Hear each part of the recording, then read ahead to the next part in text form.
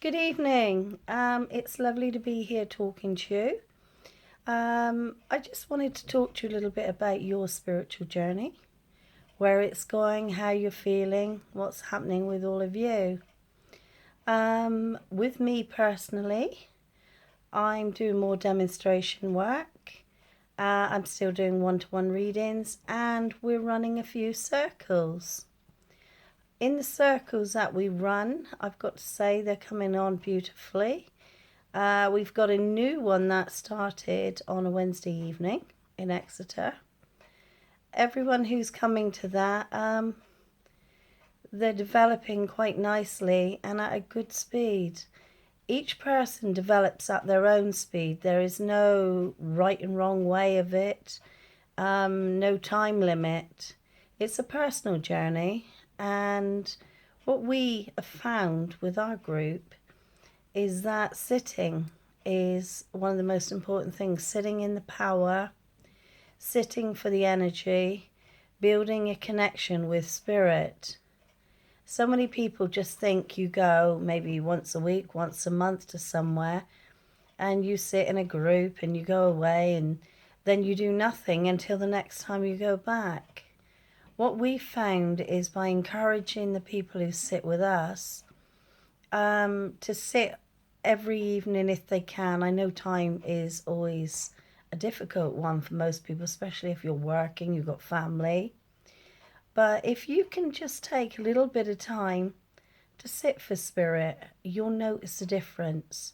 You'll notice your journey will speed up, and your connection, the information you get, the sense of spirit will grow deeper and stronger. I always say it's like meeting a friend. When you first meet someone, you get to know them, and the more time you spend and the more you know them, the deeper and the better that connection you have with them. And the longer the relationship, friendship lasts, because it's all down to putting down the foundations, putting the groundwork in. So what I wanted to say is, for those people who come and say to me, oh, I'm living in the middle of nowhere, I've got no transport at night to get to any centres or any places, how can I develop? What I would say is get together a group of friends, people you trust, people that have the same sort of interest in spirit. Get together and start your own home circle. Home circles, I feel, are so important. Many, many years ago, home circles were where most mediumship began. People just getting together, sitting, sharing, blending with spirit, and developing naturally.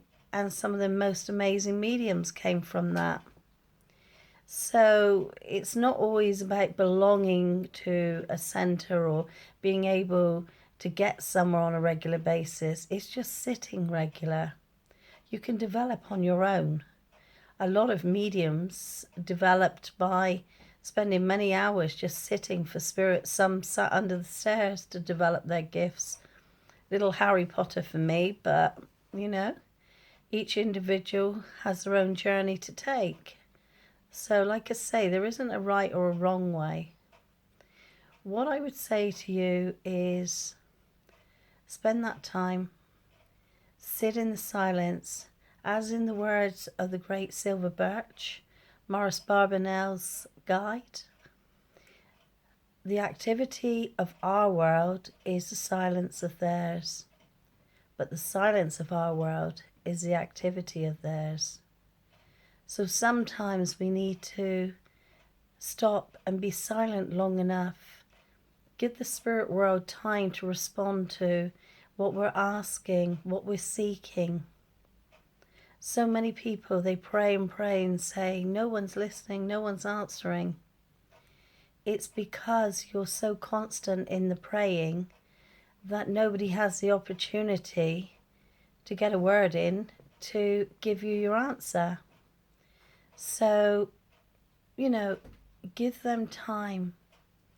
Give them that opportunity to work with you, because the love of spirit is the most amazing feeling.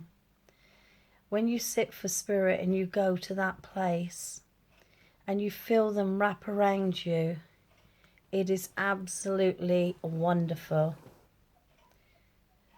So for some reason my camera is just dimmed. I don't know what's going on there, but there we go.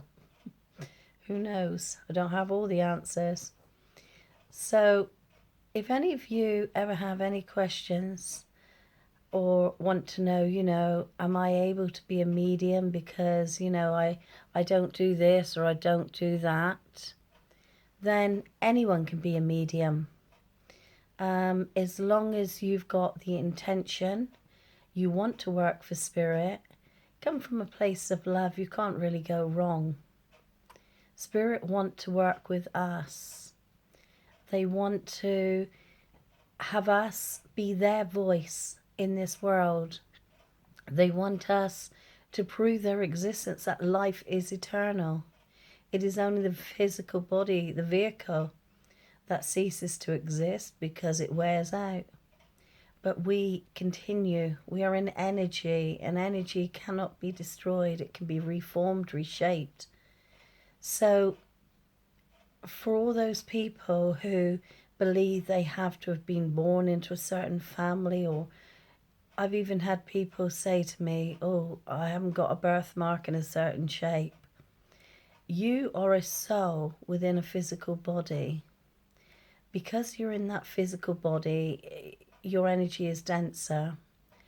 The spirit world are just souls that have had a physical body, but they no longer do. So they vibrate and they resonate at a higher vibration. And down to that reason, if they lower their vibration, you raise yours. There is no reason you cannot meet in the middle and make a connection, make